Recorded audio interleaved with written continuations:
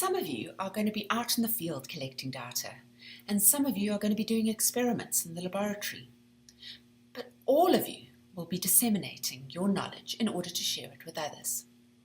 I find it really helpful to think about dissemination as joining a conversation.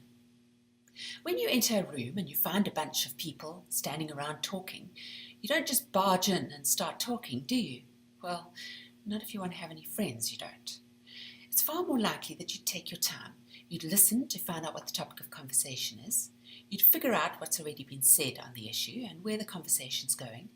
And only when you have a pretty good sense of what's happening in the conversation would you venture to join in. And even then, you would only join in if you had something to contribute. This is exactly the same as we do in knowledge creation and academic writing.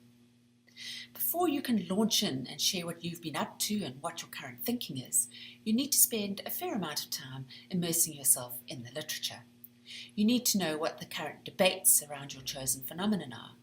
You need to know what has been said before on the issue and what are the most up-to-date theories, methods, and explanations. When you join the conversation, you don't have to agree with everyone in the room. You can raise something that none of them have thought about, and you can even challenge what someone else has said. But when you challenge someone in a conversation, you don't do it in a rude or dismissive way, unless you're spoiling for a fight. Again, it's just the same in academic writing. We position our contribution within the ongoing conversation in the field, and we may well disagree with some of what has come before, but we do so in a careful, rigorous, and collegial way, following the knowledge production norms of the discipline.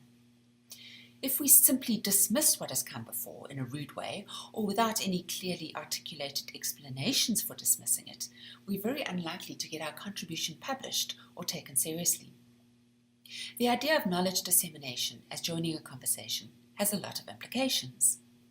It means that we have to read quite a bit before we can get going sharing our own views. It also means we need to be able to show how our contribution builds on or contradicts the work that has come before us. And it means that when it comes to publication, we should be selecting the target journal according to where the conversation is taking place. I'm Sue McKenna, and this has been your 2-minute tip.